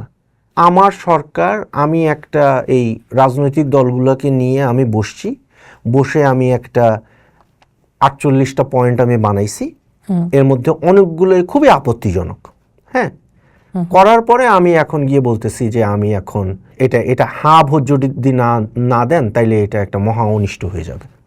এই আলাপটা সরকার করতে পারে কিনা এটার ব্যাপারে আমি এখনো I am on the fence. এই যে মানুষের জন্য আমি রাজনীতি করি, তাহলে মানুষের জন্য রাজনীতি যখন আমার রাজনীতিবিদরা করেন, কিন্তু আমি আসলে নির্বাচনের সময় সেই মানুষের কথার প্রতিফলন তো এখানে নাই, চাওয়ার প্রতিফলন নাই, তাহলে দিনের শেষে রাজনীতিবিদরা কোন রাজনীতি করেন? রাজনীতিবিদরা মানুষের জন্য রাজনীতি করেন কিনা এটার একটা নির্ণায়ক হলো গিয়ে ইলেকশন। আপনি একটা গণতন্ত্রের কথা বললেন না, যে গণতন্ত্রের ফার্স্ট ধাপ হলো নির্বাচন। সো যদি কোনো রাজনৈতিক দল মানুষের জন্য রাজনীতি করে, 5 বছর পরে মানুষ তাকে আবার ভোট দেবে। আর যদি না করে, মানুষ যদি মনে করে, মানুষ বিইং দ্য জাজ, জনগণ বিইং দ্য জাজ, যে না এই পার্টিটা আমাদের জন্য রাজনীতি করে নাই, সে জোটের জন্য রাজনীতি করছে বা ক্ষমতার হোয়াটএভার রাজনীতি করছে, যে কারণে তারা আর ভোট দিবে না। যেমন আওয়ামী লীগের ক্ষেত্রে, আওয়ামী লীগকে তো মানুষ একসময় ভোট দিছে, কিন্তু ওই আওয়ামী লীগের ক্ষমতায় গিয়ে এমন একটা জায়গায় চলে গেল যে আওয়ামী লীগ রিয়েলাইজ করলো যে মানুষ আর তাকে ভোট দিবে না বলেই তাদের রাতের ভোট করতে হয় না, এই ব্যালট বক্স আগের রাতে ভর্তি করে রাখতে হয় কেন? না, কিন্তু এর আগে তো আমরা জোটের নির্বাচন দেখেছি, তাই না? 95 দেখেছি, 96 দেখেছি, সেখানেও বিএনপিকে সরে যে আওয়ামী লীগকে আসতে দেখেছি। তো কিন্তু এখন পর্যন্ত মানে ওইটা তো একটা প্রসেস ছিল, মানে যে প্রসেসটা আমরা 91-এ যে প্রসেসটা আমরা শুরু করলাম, 91, 96, হ্যাঁ, তারপরে 2001, 2006-এ একটা হওয়ার কথা ছিল, পরে হলো না, 2 বছর পরে আবার হলো। ওই 2007 থেকেই কিন্তু আমাদের যে ডিরেল হয়ে যাওয়াটা শুরু হলো। এবং এটা থেকে বের হতে আমাদের কত বছর লাগলো আপনি দেখেন। আমরা আবার কিন্তু ওই যে ব্যাক টু স্কোয়ার ওয়ান বলে না, আমরা আবার ব্যাক টু স্কোয়ার ওয়ান, আমরা ওই জায়গায় শুরু করতেছি। তো 91-এ আমরা যে জায়গায় ছিলাম, আমরা মোটামুটি ওই সিমিলার একটা জায়গায় আছি, আবার নতুন করে শুরু করা। তাহলে তাসনিম খলিল, আমার কাছে দুটো জিনিস অদ্ভুত লাগছে। আপনি বলছেন যে আমরা 91-এর জায়গায় আবার যাচ্ছি, এটা কি নির্বাচনের দিক থেকে? Back to square one as in আমরা আবার নতুন করে একটা লিবারাল ডেমোক্রেটিক অর্ডার প্রতিষ্ঠা করার দিকে যাচ্ছি। চমৎকার। আর যদি আমরা গণভোটে হ্যাঁ ভোট জিতি, তাহলে আমরা আবার এক ধরনের সামরিক সেনা যেতেও পারি, না যাওয়ার একটা আভাস আপনি দেখতে পান। তাহলে আমরা গণতন্ত্রের পথে হাঁটাটা আমাদের কতটুকু হবে বলে আপনি মনে করছেন? আমরা কি গণতন্ত্রের পথে যাচ্ছি? এই সমস্ত কিছু মিলিয়ে আপনার কাছে কি মনে হয়? দেখেন, এই যে এইটা যদি আমি বলি যে মানুষের কাছে ইউনূস সাহেব গিয়ে বলতেছে, হ্যাঁ, যে সংবিধান সংস্কার করে আমরা সামরিক অভ্যুত্থান হবে না, বা সামরিক অভ্যুত্থান গ্রহণযোগ্য না, সামরিক অভ্যুত্থান করে বা কোনো একটা ধরনের অভ্যুত্থান করে সংবিধান সাসপেন্ড করে দিয়ে ক্ষমতা দখলের যে একটা প্রক্রিয়া, এটার বিরুদ্ধে সংবিধানে একটা সেফগার্ড আছে। এই সেফগার্ডটা আমরা সংবিধান থেকে তুলে দিচ্ছি। হ্যাঁ নাকি না? হ্যাঁ, সো এখন জনগণ হ্যাঁ ভোট দিলে গণতান্ত্রিক প্রক্রিয়ায় তারা একটা অগণতান্ত্রিক একটা মেকানিজমকে এন্ডোর্স করতেছে, আর না ভোট দিলে তারা বলতেছে যে না, সরি, গণতান্ত্রিকভাবে আমরা এটা রিজেক্ট করলাম। হ্যাঁ, তো এটাও তো একটা স্টেপ ফরওয়ার্ড আমার কাছে মনে হয়। অদ্ভুত ফরওয়ার্ড। আচ্ছা, এই জায়গাটাতে একটু জিজ্ঞেস করি যে গণতান্ত্রিক প্রক্রিয়া ধ্বংস হয়েছিল যার হাত ধরে, এর আগেরবার আপনি বলেছিলেন যে তিনি আর ফিরবেন না, মানে আপা আর ফিরবেন না। আমরা কি এখন এই এপিসোডটাকে তো বলা যেতে পারে আপা আর ফিরবেন না 2.0? হ্যাঁ, 2.0। হ্যাঁ, আপার ফিরবেন না, আপার ফেরার আমি কোনো, কিন্তু আওয়ামী লীগকে ফেরানোর একটা হিসাব নিকাশ তো চলছে, এবং বড় রাজনৈতিক দল মনে করে, রাজনৈতিক বিশ্লেষকরা মনে করেন যে আওয়ামী লীগের থাকা উচিত। আওয়ামী লীগ রাজনীতির সুযোগ আওয়ামী পাওয়া লীগ উচিত? আওয়ামী লীগ রাজনীতির সুযোগ পাওয়া উচিত। আওয়ামী লীগের as a parliamentary party Awami লীগের অধিকার এটা, রাজনীতি করার, ভোট করার, নির্বাচনে অংশগ্রহণ করার। বাট আওয়ামী লীগ, আমি মনে করি না যে as a political party Awami League আসলে আর কোনোদিন ক্ষমতায় যেতে পারবে, এটা একেবারে গিভেন। আওয়ামী লীগের একটা অল্টারনেটিভ বাংলাদেশে খুবই প্রয়োজন, যেটাকে আমরা বলবো সেন্টার লেফট। হ্যাঁ, আওয়ামী লীগের অল্টারনেটিভ একটা বাংলাদেশে একটা সেন্টার লেফট একটা পার্টি খুবই প্রয়োজন, যেটা এই মুহূর্তে নাই। এবং আমি মনে করি যে আগামী কয়েক বছরের মধ্যে আমরা দেখব যে বিভিন্ন ধরনের প্রয়াস হবে এই অল্টারনেটিভটা ক্রিয়েট করার প্রয়াস আমরা অলরেডি কিছুটা দেখতেছি, বাট সামনে আরো হবে। তাহলে এই যে প্রয়াসগুলো আমরা দেখছি বা আমরা জুলাই আন্দোলনের পর দেখলাম যে বেশ অনেকগুলো আসলে অ্যাটেম্প হলো, কিন্তু দিন শেষে টিকতে পারলো না, এবং সবচেয়ে বড় যে স্টেপ আপটা করলো এনসিপি, তারা টিকতে পারলো না। কোথায় মানে সংকটটা কোথায়, সমস্যাটা কোথায়? এনসিপি প্রথম থেকেই এনসিপি একটা রাইট উইং পার্টি হিসেবে, মানে এনসিপি নেতা যারা ছিল, নীতি নির্ধারক নেতা যারা ছিল, তারা একটা ডানপন্থী বা দক্ষিণপন্থী যেটা বলে ওই ধরনের একটা পলিটিক্যাল পার্টি হয়েছে, এবং শেষ পর্যন্ত তারা বাংলাদেশের সবচেয়ে ডানপন্থী যে পার্টিটা সেটার পেটের মধ্যে ঢুকে গেছে। এই জন্য সব নেতারা টুপি পরছেন। সেটা তো এখন ফখরুল সাহেবও পড়তেছে, তাই না? উনি তো নিজেকে লিবারাল বলে। এই জায়গাটা আমি আবার আসবো, কিন্তু অন্যান্য দলগুলোর ক্ষেত্রে আপনার অবজারভেশন কি? এই যে আমরা গত কয়েকদিন আগেও দেখলাম একটা নতুন এনপিএ নামে একটা নতুন দল। এনপিএ তো পলিটিক্যাল পার্টি না, বাট এনপিএ বলছে তারা যে একটা মানে ইভেনচুয়ালি রাজনৈতিক সংগঠন, রাজনৈতিক প্ল্যাটফর্ম। তাদের একটা জিনিস আমার ভালো লাগছে যে তারা প্রথমেই কিন্তু বলে নিচ্ছে যে এই আমাদের নীতি। হ্যাঁ, এনসিপির যেমন কি নীতি কি পলিটিক্স বললে ওরা বলতে পারতো না, এখনো পারবে না। এনপিএর ক্ষেত্রে একটা ওয়েলকাম চেঞ্জ আমি যেটা দেখলাম, যে তারা বলতেছে যে তারা সোশ্যাল ডেমোক্রেটিক একটা পার্টি, একটা অর্থনীতি চায়, তারা গণতন্ত্র, তাদের মূলনীতি 7টা লক্ষ্য এগুলো দিছে, একেবারে শুরুতেই তারা এটা বলে দিচ্ছে। এনপিএর আরেকটা বিষয় আমার যেটা ভালো লাগছে, যে আমি মনে করি যে 100 না কয়েকজনের একটা কমিটি তারা দিল, এ সবাই কিন্তু তাদের নিজের নিজের যে জায়গায় তারা প্রতিষ্ঠিত এবং মানে ট্যালেন্টেড লোকজন। আমি ভালো কিছু আশা করি এনপিএর কাছ থেকে, কিন্তু এটা আমার আশা ভঙ্গ হবে যে মুহূর্তে আমি দেখবো যে তারা ওই কোনো কিছু একটা হইলে মানববন্ধন করার জন্য জাদুঘরের সামনে দাঁড়াবে। এটা হলো গিয়ে একটা ডিসঅ্যাপয়েন্টমেন্ট হবে।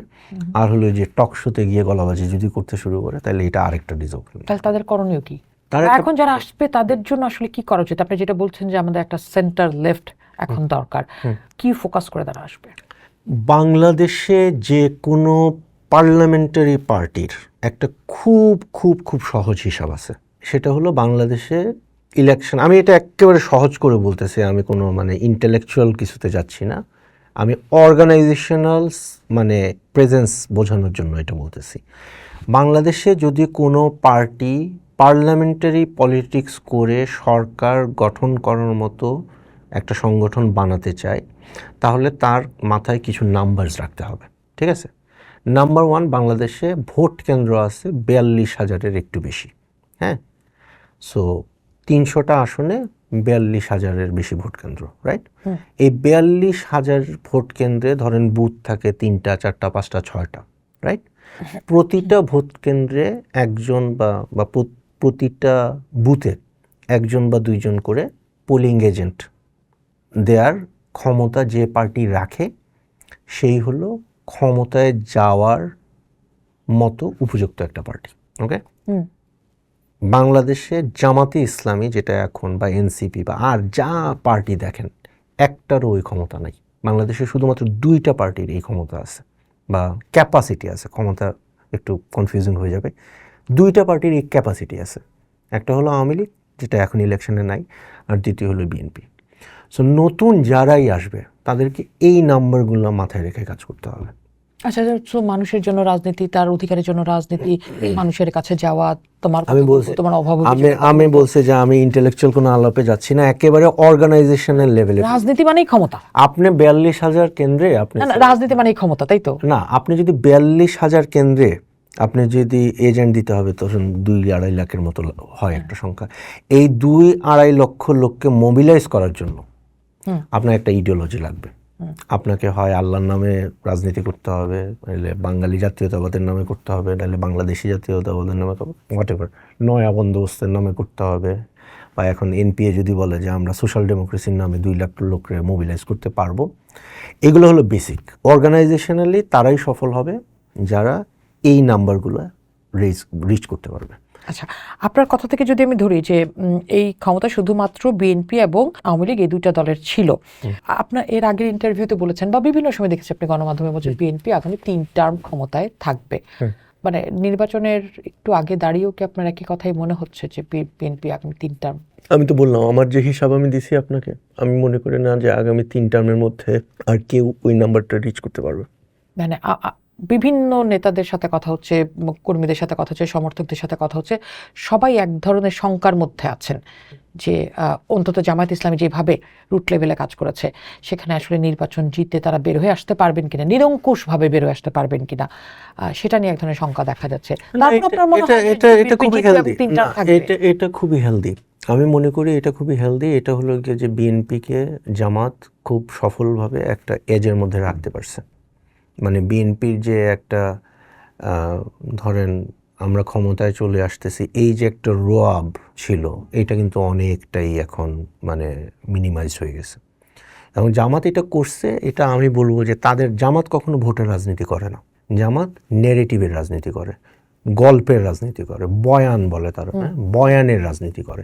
জামাতের এগুলো হলো গিয়ে বয়ান, আমরা এই করে ফেলবো, সেই করে ফেলবো, আমরা ইলেকশনে জিতে যাব। হ্যাঁ, আর আপনি যদি মানে নাম্বারস দেখেন কোনো জায়গায় কিন্তু এটা মিলে না। সো হ্যাঁ, এই যে সংখ্যাটা ক্রিয়েট হয়েছে বিএনপির মধ্যে, যেমন ওই দিন একজনের সাথে কথা হচ্ছিল, উনি বললো যে ভাই the picture is not as rosy as we thought. বিএনপির একজন নীতি নির্ধারক। আমি বললাম হ্যাঁ, তো এটা তো ভালো, তাহলে এটা আপনারা আরও এফোর্ট দেন, রোজি করার চেষ্টা করেন, জনগণের কাছে যান। হ্যাঁ, যেটা ইনিশিয়ালি বিএনপি যেমন অনেকদিন ধরে ভাবছে যে না, it will be cake walk for them, খুব সহজেই তারা ইলেকশন জিতে যাবে, মানুষ ভোট দিয়ে দিবে। বাট জামাতের এটা সাফল্য হলো যে না, তারা ওই যে একটা এরোগেন্স একটা চলে আসছিল, ওইটা তারা কিছুটা হলেও স্টপ করতে পারছে। সেক্ষেত্রে এটা ছাড়া বিএনপির জন্য সামনে আর কি কি চ্যালেঞ্জ দেখেন? বিএনপির সবচেয়ে বড় চ্যালেঞ্জ হলো বিএনপি নিজে। বিএনপির সবচেয়ে বড় চ্যালেঞ্জ হলো যে বিএনপির নেতাকর্মীদের মধ্যে চাঁদাবাজ, বাটপার, সন্ত্রাসী এরা এখনও রয়ে গেছে। বিএনপির নেতাদেরকে প্রশ্ন করেন, তারা বলবে যে ভাই আমাদের এগুলো হয়েছে, যখনই আমরা কোনো অভিযোগ পাইছি আমরা এদেরকে দল থেকে বহিষ্কার করে দিয়েছি, কিন্তু সরকার তো কোনো ব্যবস্থা নেয় নাই। হ্যাঁ, কিন্তু এরপরেও প্রশ্ন থেকে যায় যে একটা দলের ধরেন 5,000, 6,000, 7,000 হোয়াট এভার বহিষ্কার হয়েছে, এর মানে 5,000, 6,000, 7,000 চাঁদাবাজ, সন্ত্রাসী এই সংগঠনটার মধ্যে ছিল, অথবা only they are আইডেন্টিফাইড। এর মানে প্রতিটা চাঁদাবাজ বা সন্ত্রাসী বিএনপির নেতাকর্মীর বিপরীতে যদি আমি চিন্তা করি আর একজন থাকে, হ্যাঁ, তাইলে এখনও 7,000 বা 14,000 বা what ever the double that is, এরা এখনও বিএনপির মধ্যে আছে। হ্যাঁ, এবং বিএনপির আরেকটা যেটা আমি মনে করি যে এটা বিএনপি সরকারকে মানে খুবই স্ট্রাগল করতে হবে এই জিনিসটা হ্যান্ডেল করতে, যে বিএনপি যখন ক্ষমতায় আসবে তখন তাদের নেতাকর্মী এমপিদের লাগামটা কে টেনে ধরবে। This will B a big challenge for BNP. কিন্তু তারেক রহমান তো শুরু থেকেই আমরা দেখছিলাম যে তিনি বিভিন্ন রকমের কথা বলে আসছেন, দলটাকে নতুন করে সাজানোর, গুছানো নানা চেষ্টা আমরা তার দেখলাম। তারেক রহমান আসার পর কি আপনি কোনো ধরনের পরিবর্তন দেখতে পাচ্ছেন না? আসলে চ্যালেঞ্জগুলি আসলে না, তারেক রহমান তো একজন ব্যক্তি, তারেক রহমান, তার ব্যাপারে তার প্রতি বিএনপির বেশিরভাগ লোকজনই লয়াল, অথবা 100% বিএনপি লয়ালিটি, ভিজিবলি লয়ালিটি হলো তারেক রহমানের প্রতি। এমন কিন্তু না যে তারেক মানে বিএনপির সবাই তারেক রহমানকে খুব ভালোবাসে বা কিছু, ঠিক আছে, এটাও একটা কথা। সো তারেক রহমানের নিজেরই তো চ্যালেঞ্জ আছে, তাই না? যেমন মানে সে একেবারে লোকাল লেভেলে, if for example if Tarique Rahman becomes the prime minister, how is he going to take care of যে বিএনপির অমুক ইউনিয়নে এই সমস্যাটা, যেটা উনি এতদিন পর্যন্ত লন্ডনে বসে করে আসছে, তাই না? ওই যে বসে থাকতো না বিড়াল কোলে নিয়ে, তারপরে ছবি দেখছি যে ওই ইউনিয়নে এই সমস্যা, এই উপজেলায় এই সমস্যা, এগুলো তো আর সে প্রধানমন্ত্রী হয়ে গেলে তো তারেক রহমান এগুলো সলভ করতে পারবে না, তখন তো বিএনপির আরও সমস্যা শুরু হবে।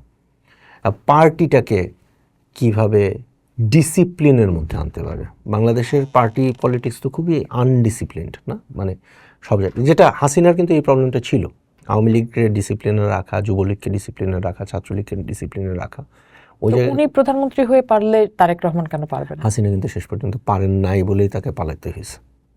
সো তারেক রহমানের জন্য আপনার সাজেশন কি? তারেক রহমানের জন্য আমার সাজেশন হলো যে আপনি আরেকটা হাসিনা হবেন না। সো দলের কাণ্ডারি হন। তারেক রহমানের জন্য আমার সাজেশন হলো যে উনি ওই রাজনৈতিক দলের নেতা না হয়ে উনার উচিত বাংলাদেশের জন্য একজন স্টেটসম্যান হওয়া এবং পার্টিটাকে ডিসিপ্লিন করার জন্য উনি ডেলিগেট করা উচিত অন্যান্য যাদেরকে উনি ট্রাস্ট করে ওই ধরনের লোকজনের হাতে পার্টির দায়িত্বটা দিয়ে দেওয়া উচিত। খুবই চমৎকার। সেক্ষেত্রে জামাতের জন্য আপনার পরামর্শ কি? কারণ জামাত তো বলে যে বিএনপি সংস্কারপন্থী না, বিএনপি কোনো পরিবর্তন করতে পারবে না, শেষ সংস্কারপন্থী। জামাতের জন্য আপনার সাজেশন কি? জামাতের জন্য আমার সাজেশন হলো তারা যেন মুনাফিকি বন্ধ করে। ঠিক আছে, এই কোরআন শরীফে মনে হয় 60 বারের মতো মুনাফিকদের নিন্দা করা হয়েছে। ঠিক আছে, হ্যাঁ, এই আমাদের মতো নাস্তিকদের কথা কিন্তু কোরআনে একবারও বলা হয় না, বাট মুনাফিকদের কথা বলা হয়েছে। সো জামাত তাদের মুনাফিকিটা বন্ধ করাটা খুবই জরুরি। এবং তারা যে এই যে দেখেন আজকে ইসলামী আন্দোলনের সাথে জামাতের যে ব্যবহার এবং ইসলামী আন্দোলনের সাথে তারা জামাত যেভাবে প্রতারণা করছে, আমি বলতেছি না, ইসলামী আন্দোলনের লোকজন প্রেস কনফারেন্স করে ফেসবুকে লিখে লিখে বলতেছে যে জামাত এইভাবে আমাদেরকে প্রতারিত করছে। সো একটা দল যারা আবার বলে যে তারা সৎ লোকের শাসন চায়, তাদের অসততার প্রমাণ তাদেরই এই আনটিল রিসেন্টলি তাদের জোটসঙ্গী ছিল কিন্তু, বা সমঝোতার সঙ্গে হোয়াটএভার, শব্দের খেলার মধ্যে না যাই, ইসলামী আন্দোলনে দুই দলই কিন্তু ইসলামী দল। হ্যাঁ, জামাতে ইসলামী বাংলাদেশ এবং ইসলামী আন্দোলন বাংলাদেশ, হ্যাঁ, দুইজনই একই জিনিস প্রচার করেন। হ্যাঁ, একই জিনিস, ইসলামের কথা বলেন। তো এক দল ইসলামপন্থী আরেকটা ইসলামী দলকে বলতেছে যে এরা হলো গিয়ে এরকম মুনাফিকি করছে, এরকম প্রতারণা করছে আমাদের সাথে।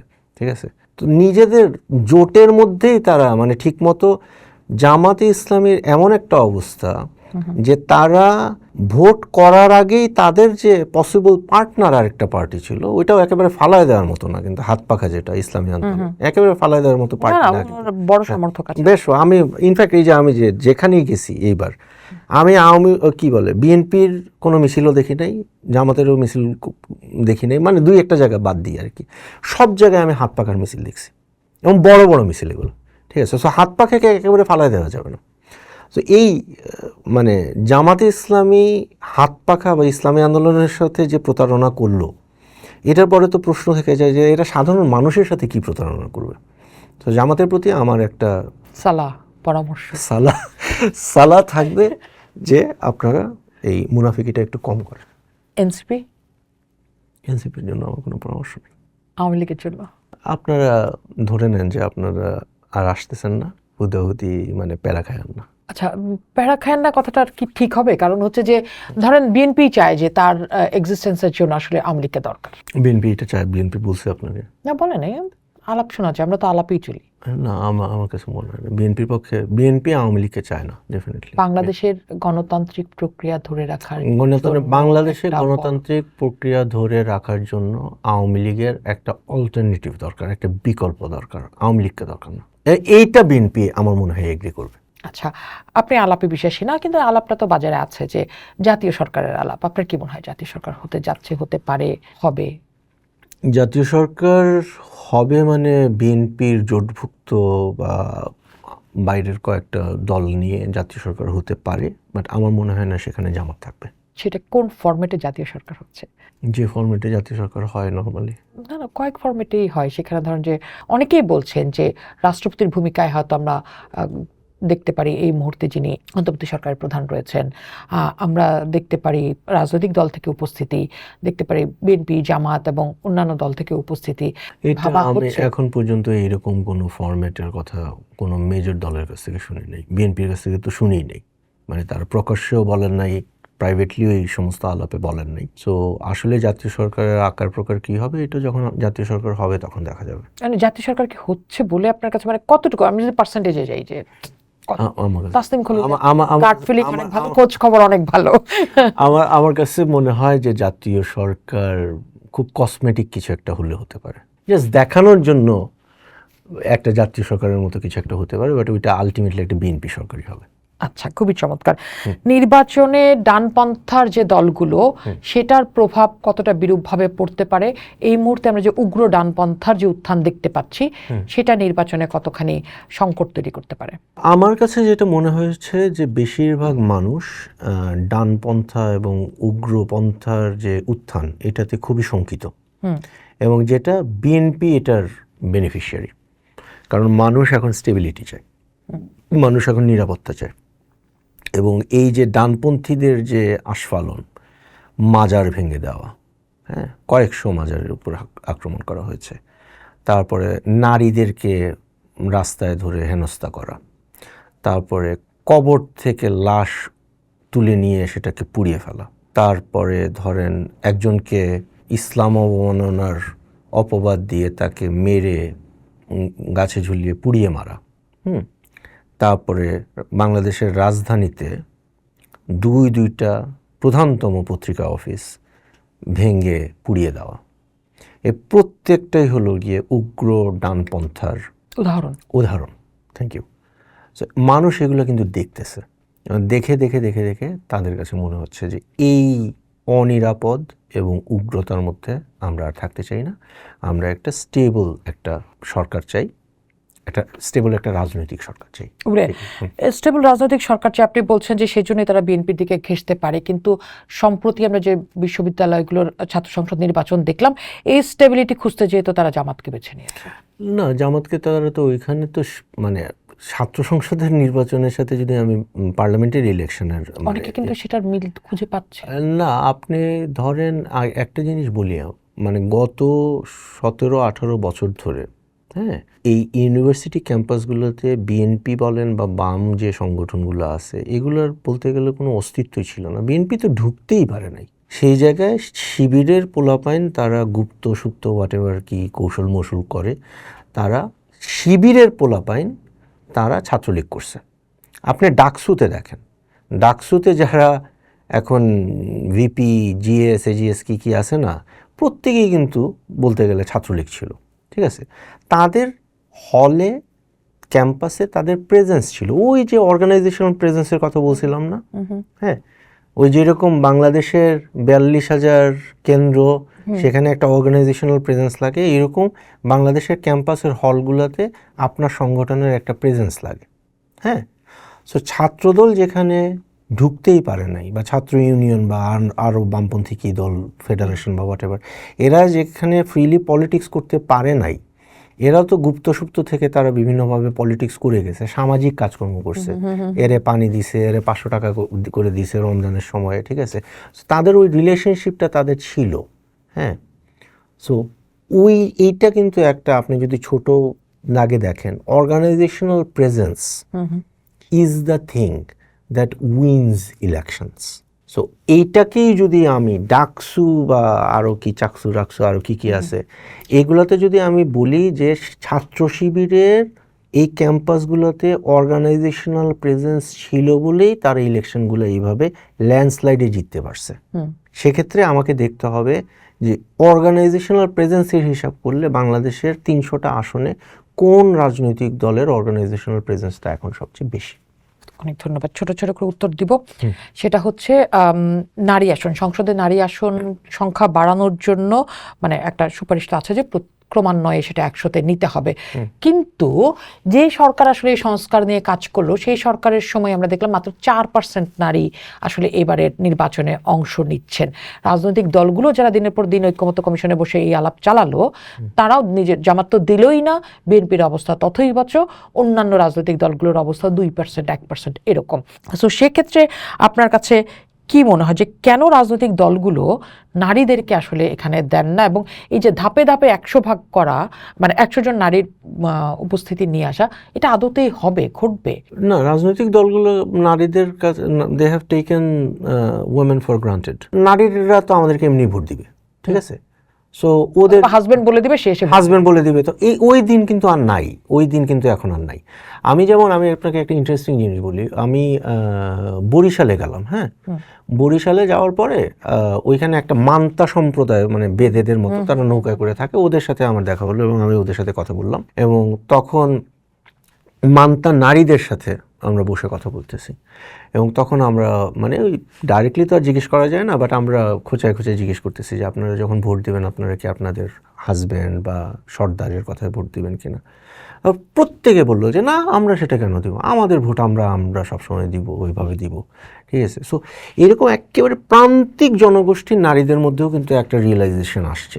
তো ওই দিন আসলে নাই, এটা সামনে খুব তাড়াতাড়ি। তাহলে প্রার্থী যে নির্ধারণ করলো না, মানে আমার দল যে নারী নেতৃত্বকে সামনে আনলো না, কোন ভয় থেকে আসলে আনে না, কেন দেয় না? বা রুমিন ফারহানার মতো লোকজনদেরকে, তাসনিম জারাদেরকে কেন ফাইট করতে হয়? ফাইট করতে হয়, এটা তো নারীদের একটা বৈশ্বিক একটা সংগ্রাম, তাই না? মানে আপনি তো বলতেছেন আসনের কথা, একটা সময় তো নারীদের ভোটাধিকারের জন্য তো ব্রিটেনের মতো জায়গায় নারীদেরকে সংগ্রাম করে তাদের মাথা ফাটানো হয়েছে, তো মাথায় লাঠি দিয়ে বাড়ি দিছে, হ্যাঁ, অনেকে হসপিটালাইজ হইতে হয়েছে। ভোটের অধিকারটা পাইতেই তো নারীদেরকে ফাইট করতে হয়েছে। সো এই সংগ্রামটা এখনো চলমান।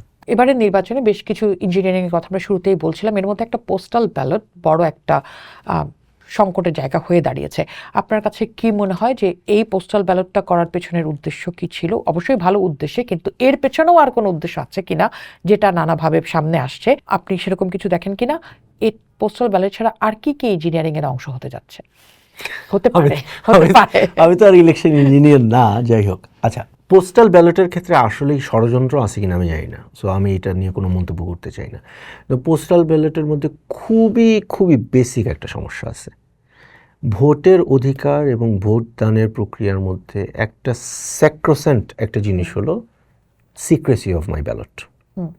আমি কাকে ভোট দিচ্ছি এটা শুধু আমি জানবো, অন্য সব ব্যালটের সাথে এক হয়ে যাবে, এবং এটার পরে আমার যে সিক্রেসি অফ দ্য ব্যালট এটা রক্ষা হবে, রাইট?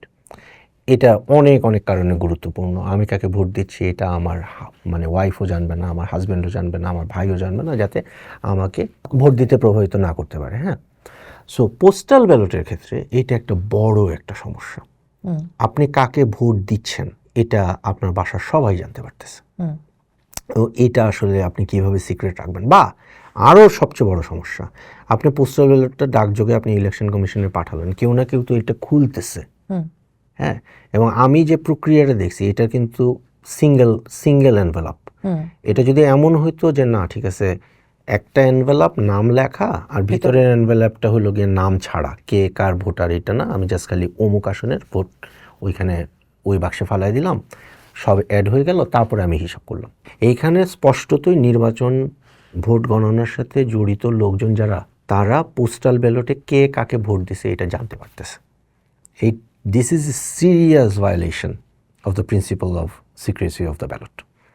এটা এখন নির্বাচন কমিশন এটা মানে কার সাথে আলাপ করে এই প্রক্রিয়াটা করলো, অ্যাপারেন্টলি বিএনপি এটা জানে না, জামাতও হয়তো এটা জানে না, ঠিক আছে, বা এনসিপিও জানে না, হ্যাঁ। কিন্তু আসলে এটা তো একটা গুরুতর একটা সমস্যা, এটা কি সমাধান করবে আমি এটা দেখতে চাচ্ছি। পরিষ্কার না, ওকে। শেষ করতে চাই যে আলাপে, সেটা হচ্ছে আপনি আমি দুজনেই গণমাধ্যম কর্মী। কি মনে হয় গণমাধ্যম এখন কোন জায়গাটায় দাঁড়ানো? কিছুদিন আগে আমরা একটা প্রোগ্রামে দেখলাম যে একজন সম্পাদক বলছেন যে গণমাধ্যমের স্বাধীনতা আসলে কোনো সরকারের সময়ই আসে না, এই সরকারও পায়নি, রাজনৈতিক সরকারও আসবে না। Do you think like that? I will just add to this, মানে যে সম্পাদকরা এগুলো বলতেছেন যে কোনো সরকারের আমলে গণমাধ্যমের স্বাধীনতা আসে না, তাদেরকেও আমি জিজ্ঞেস করব যে দুনিয়ায় কোন সরকারটা হাতে তুলে গণমাধ্যমকে স্বাধীনতা দিছে? তাহলে গণমাধ্যমের স্বাধীনতা কারা কিভাবে? গণমাধ্যম কর্মীদেরকে নিতে হয়, এটা আদায় করতে হয়, এটাও একটা সংগ্রামের বিষয়। ওই যে নারীদের ব্যাপারে যেটা বললেন না আপনি, আমি বললাম যে নারীদের এটা একটা সংগ্রামের অংশ, গণমাধ্যম কর্মীদেরও এটা একটা সংগ্রামের অংশ। কিভাবে সেই সংগ্রাম করতে হবে? প্রথম কথা তো হলো ভালো সাংবাদিকতা করতে হবে। আমরা নিজেই যদি মানে বিভিন্ন বড় বড় কর্পোরেট ইন্টারেস্টের ল্যাপডগ হয়ে বসে থাকি, তাহলে তো আর আমাদেরকে কে স্বাধীনতা দিবে? সরকার দিবে, মালিক দিবে না, রাইট? একটা ঘটনা ঘটলো না যে এই কয়েকদিন আগেই মনে হয় বা গত বছর, যে কোনো একটা অ্যাডভাইজারকে একটা প্রশ্ন করছে দুইটা সাংবাদিক, তাদের চাকরি চলে গেল। অ্যাডভাইজার বললো যে আমার তো কোনো সমস্যা ছিল না, কিন্তু হাউস তাকে দেয় নেই ওই স্বাধীনতা, তাই না? সো আমাদের এই যে প্র্যাকটিসগুলো বাংলাদেশের বেশিরভাগ মিডিয়া হাউসে as far as I know কোনো কোড অফ এথিক্স নেই। সো আমরা ভালো সাংবাদিকতা মানে যদি করি, তখন না আমরা আমাদের ভালো সাংবাদিকতার অধিকারটা চাইতে পারি। So that is the first step আমার কাছে মনে হয়। অনেক ধন্যবাদ জনাব তাসনিম খলিল, শেষ করতে চাই আবারও, আমরা আসলে এই আয়োজনের নাম দিতে চাই আবার ফিরবে না 20 সো আবার ফিরবে না হাসিনা, আবার ফিরবে না ফিরবে না হাসিনা। না মানে আপনারা ফিরতে দিবেন না, তাই তো?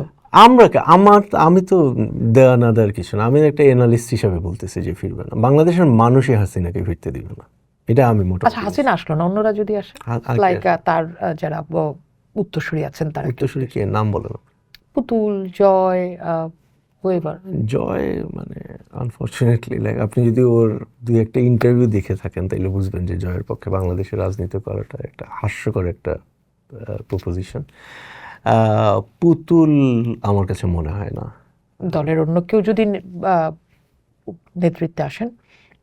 শোনেন, হাসিনা এবং রেহানার জন্য বাংলাদেশ আওয়ামী লীগটা হলো একটা ব্যক্তিগত ব্যবসা প্রতিষ্ঠান।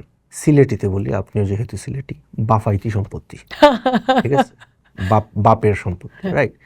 সো এই ব্যবসা প্রতিষ্ঠানে তারা কোনোভাবেই অন্য কাউকে জায়গা দিবে না। হাসিনা যতদিন বেঁচে আছেন আওয়ামী লীগকে উনি ওনার ওই বাপের সম্পত্তি হিসেবে ট্রিট করবেন, এবং হাসিনা যতদিন আওয়ামী লীগকে বাপের সম্পত্তি হিসেবে ট্রিট করবেন, আওয়ামী লীগের পক্ষে একটা গণতান্ত্রিক বাংলাদেশে গণতান্ত্রিক দল হিসাবে আবার ফিরে আসা সম্ভব হবে। তাহলে এই লাখ লাখ নেতাকর্মীর কি হবে?